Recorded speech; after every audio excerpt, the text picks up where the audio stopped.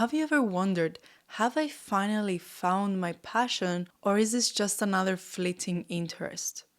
Maybe you started something new, it feels exciting, and you're fully in for a while, but then doubt starts creeping in, and you're saying to yourself, what if I am wrong? What if this isn't the thing? What if this thing doesn't live up to my expectations? The truth is that passion isn't just about excitement, it's deeper than that. It's the thing that keeps you up at night and you're dreaming about what is possible. It's what makes you really feel alive even when it's hard. In this video, I will share the 5 clear signs that you have found your true passion, and more importantly, how to keep it alive when life gets messy, it gets challenging, or even boring. By the end of this video, you will know whether what you're feeling is the real deal and how to nurture it for a lifetime. Hi, I'm Adriana and welcome back to my channel. If you're new here, my mission is to guide you through the entire self-improvement journey from A to Z with dedicated playlists for each step along the way. Right now we are in phase 1, which is self-discovery, where we have already tackled step 1, which is finding your core values, and now we're in step 2 of finding your passion. This channel is here to help you through every step of your self-improvement journey, from healing to growing to becoming the highest version of yourself.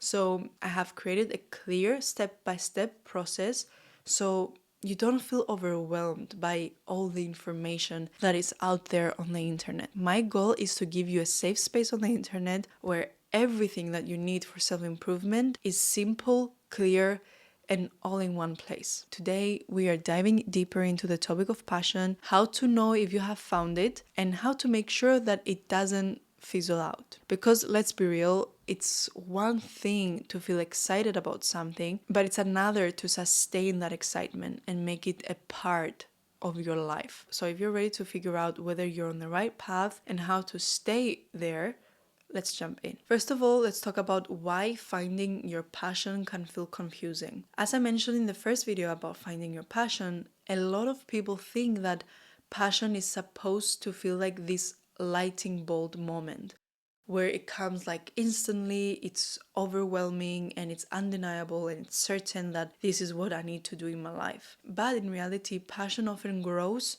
over time. So it's less about the spark and more about the fire that you're willing to tend to and to keep alive. I used to think that passion meant being obsessed with something 24/7. I studied so many things. I studied law, then I went to business economics, I did courses on marketing, I worked in marketing, but nothing left me feeling like this is it. And then I realized that the problem wasn't the activities, it wasn't the courses, it was my mindset. I was expecting instant magic instead of being willing to nurture something and see where it could lead. So think of passion like a relationship. The honeymoon phase is fun and it's exciting, but true love happens when you stick around and when you work through the challenges and when you grow together through them. So now let's get into the main course of the 5 signs that you have found your true passion. Sign number 1 is that it excites you and it challenges you at the same time. Passion isn't just about fun.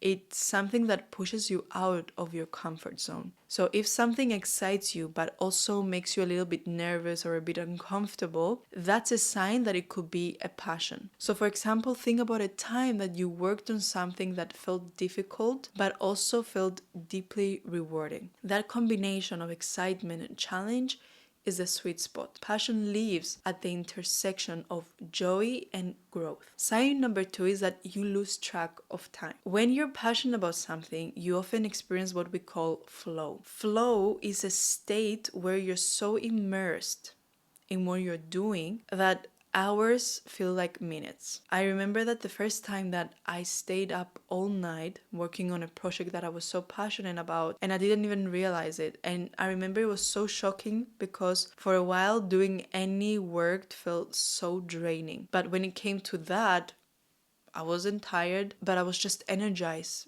because I felt so deeply in the zone. That's when I knew that it wasn't just some side hustle, but it was something more. So pay attention to what makes you lose track of time. That is a clue to what you're passionate about. Sign number 3 is that you're willing to struggle for it. Passion isn't always easy. In fact, the things we're most passionate about often come with the biggest challenges. But the difference is that you're willing to face those challenges because the reward feels worth it to you. Let's say you're passionate about writing. You will stay up late editing drafts, you will deal with rejection, and you're gonna keep growing even when it's hard because you care deeply about the outcome. Passion isn't about avoiding the struggle, it's about finding something that is worth struggling for. Sign number 4 is that you feel like yourself when you do it. True passion aligns with your core values and who you are at your best. When you're doing something that you're passionate about, it feels authentic, it feels natural, and it feels true to who you are. For me, like reading about the content that I want to talk about didn't feel always natural, but it felt always like I was coming back home to myself. When I'm writing, when I'm filming, when I'm brainstorming ideas, I feel like I'm exactly where I'm meant to be. And that's how I know it's a passion. So ask yourself, does this activity feel like an expression of who I am or who I want to become? And finally, sign number 5 is that you can't stop thinking about it. Passion isn't something that you can switch off. Even when you're not actively working on it, it's still in the back of your mind.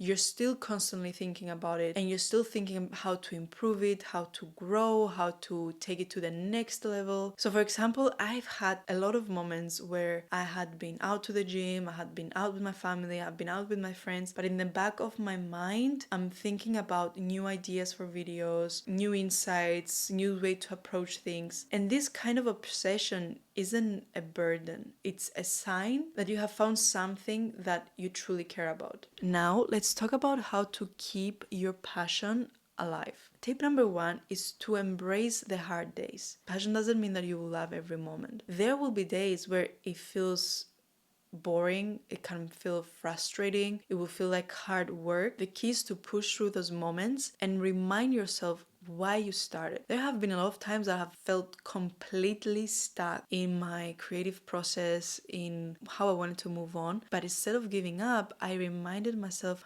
of how good it feels to create something that I'm proud of, how good it feels to create something that could potentially help even one person. And that is what kept me going. Tip number 2 is to stay curious. Passion thrives on curiosity. So keep exploring, keep learning, and keep experimenting so you can keep that excitement alive. So set small goals so you can challenge yourself and you can keep things fresh. Creativity is something that you need to keep working on it, otherwise you weaken that skill. Tip number 3 is to build a routine around it. As they say, consistency is key. Even on days when you don't feel inspired, showing up for your passion builds that momentum and it keeps that fire alive. So if you're passionate about writing, commit to writing. Commit to writing for 30 minutes every day, no matter what.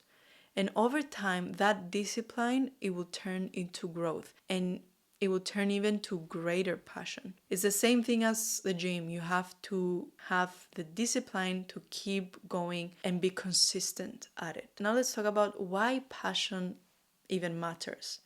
So passion isn't just about doing what you love and feeling good about it. It's about building a life that feels meaningful, it feels authentic, and it feels aligned with who you are. So when you find your true passion and when you nurture it, you're not just creating something that is external, but you're also transforming yourself through it. Working on your passion means working on yourself at the same time. And you can't grow and evolve your passion and make it reach its fullest potential if you don't at the same time grow yourself and evolve yourself to reach yourself's greatest potential. So it goes hand in hand. Passion is rare and is definitely worth protecting.